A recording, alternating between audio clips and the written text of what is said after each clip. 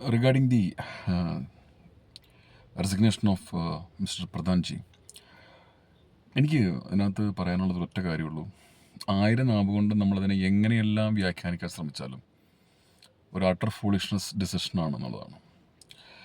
ചില തീരുമാനങ്ങൾക്ക്, പ്രത്യേകിച്ച് ചില നേതൃത്വങ്ങളുടെ തീരുമാനങ്ങൾക്ക് ദൂരവ്യാപകമായിട്ടുള്ള വില കൊടുക്കേണ്ടി വരും.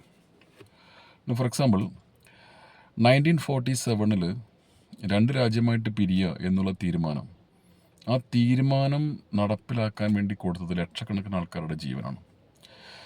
ആ തീരുമാനത്തിന് ശേഷം ഇന്ത്യ ഭീകരവാദത്തിൻ്റെ മാതാവായി മാറി.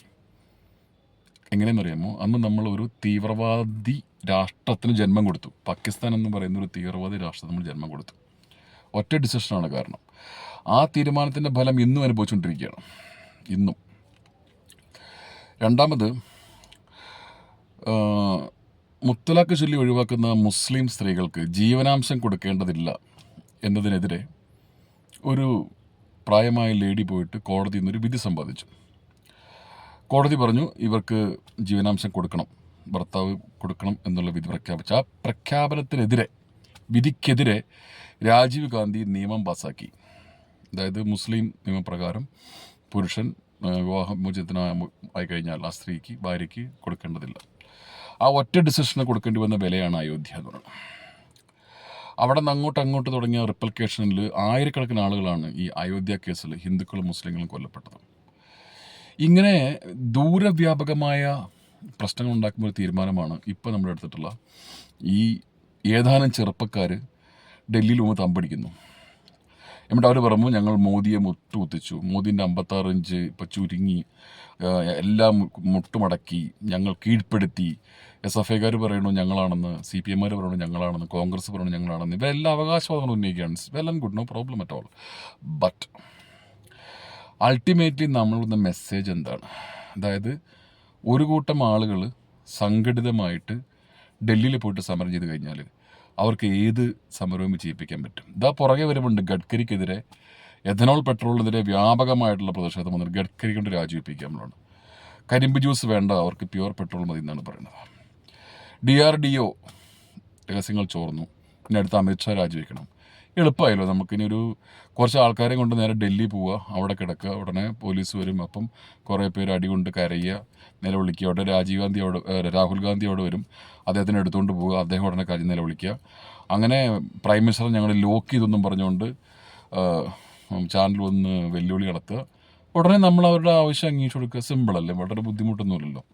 അങ്ങനെയാണ് പിന്നെ ഒരു കാര്യം ചെയ്താൽ നമ്മളൊരു ഇത്ര പേര് ഞങ്ങൾ ഡൽഹിയിൽ സമരം ചെയ്യാൻ വരുന്നുണ്ടെന്ന് ഒരു മെയിൽ അയച്ചാൽ മതി. ഇത്ര പേര് വരുന്നുണ്ട്, ഞങ്ങളിങ്ങനെ സമരം ചെയ്യും, സമരം ചെയ്യാനുള്ള ചിലവ് ലാഭിക്കാനായിട്ട് ഞങ്ങൾ പറയുന്ന ആൾക്കാരൊക്കെ രാജിവെപ്പിക്കുക, എന്നിട്ട് ഞങ്ങൾ പറയുന്ന ആൾക്കാരൊക്കെ കൊടുക്കുക, ഞങ്ങളുടെ കേസ് പിൻവലിക്കുക. ഇനിയിപ്പോൾ ഉത്തർപ്രദേശിൽ ഏതോ ഒരുത്തൻ ദിവസം 1 ലക്ഷം രൂപ ചിലവിൽ ഫുഡ് കൊടുത്തുനിന്ന് കേട്ടു കുറേ ദിവസം. ഇപ്പോൾ അവൻ്റെ സോഴ്സ് ചോദിച്ചിട്ട് അവനെ പിടിച്ചിട്ടുണ്ട്.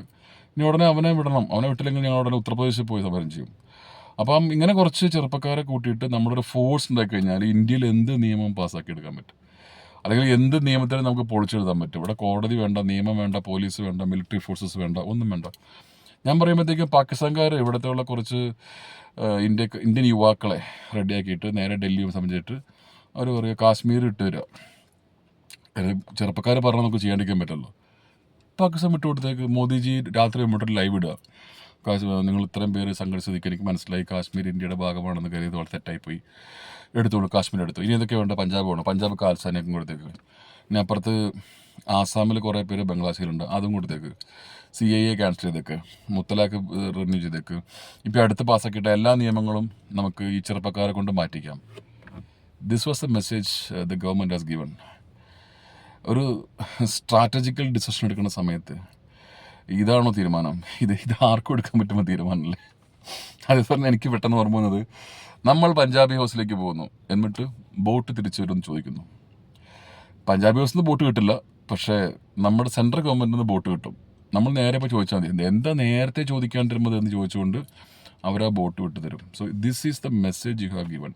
ഇതൊരു ലീഡർക്ക് ഒട്ടും ഭൂഷണമല്ല മോദിജി. ഞാൻ താങ്കളുടെ ആരാധകനായിട്ട് ഏകദേശം 23 വർഷങ്ങൾ കഴിഞ്ഞു. 23 വർഷങ്ങൾക്കിടയിൽ 2 പ്രാവശ്യമാണ് താങ്കളുടെ തീരുമാനങ്ങൾക്ക് എനിക്ക് വിയോജിപ്പുള്ളത്. ഒന്ന്, കാർഷിക സമരം കണ്ടിട്ട് കാർഷിക ബിൽ പിൻവലിച്ചത്, 2 ഇപ്പോൾ ഈ കാണിച്ചിട്ടുള്ള പരിപാടി, രണ്ടിലും I am so depressed and I am so disappointed, and this is not the way it should have been treated. Thank you.